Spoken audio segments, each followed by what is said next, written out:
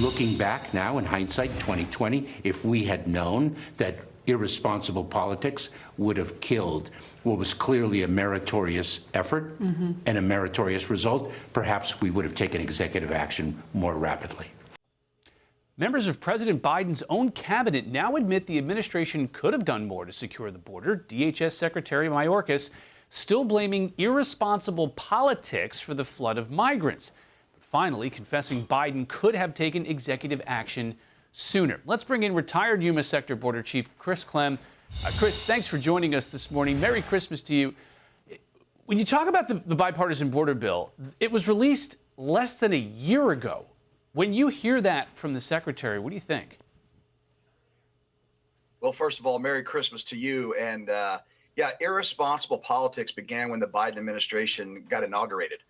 They campaigned on this, and they started that on day one with all the executive actions. Even Mayorkas himself bragged about the amount of things that they have reversed under the previous administration, the Trump administration, which was securing the border.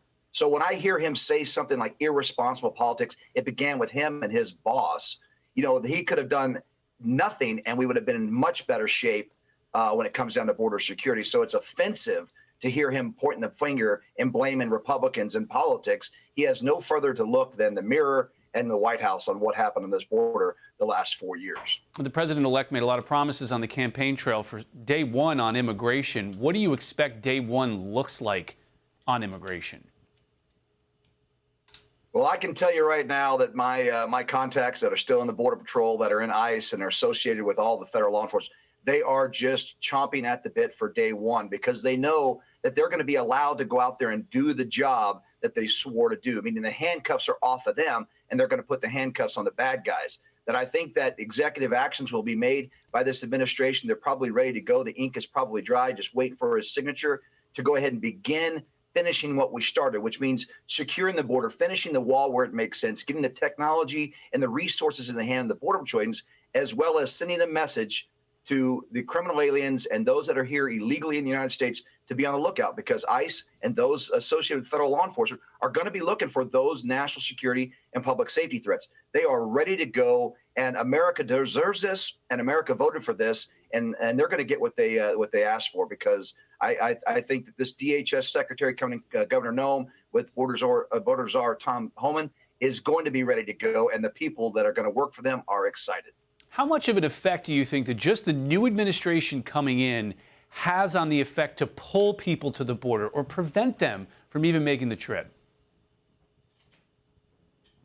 Well, it's already starting to take place. My sources are already indicating that some of the old methods of smuggling, you know, they're already starting to see some of the scouts starting to show up, because under this Biden administration, they just had to get people to the gaps in the border wall. So the old tried and true traditions of how they're going to smuggle, we're already starting to see that uptick a little bit here in southern Arizona.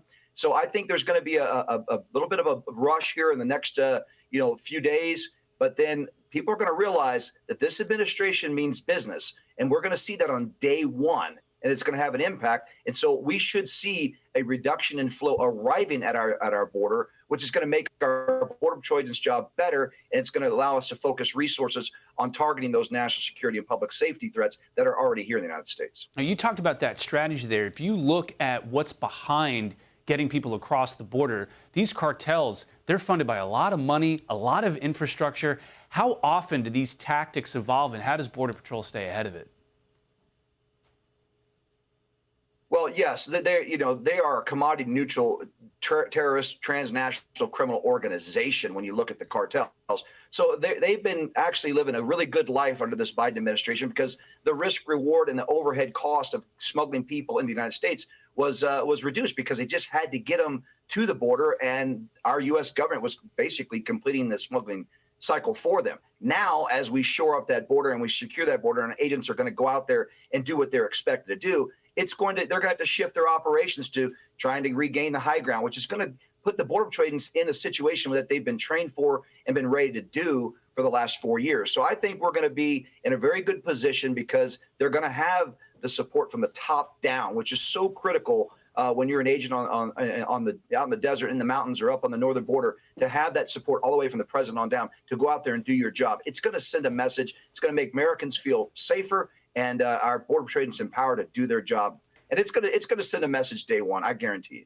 Chris Clem, thanks so much for joining us, and Merry Christmas. I'm Steve Ducey. I'm Brian Kilmeade. And I'm Ainsley Earhart. And click here to subscribe to the Fox News YouTube page to catch our hottest interviews and most compelling analysis.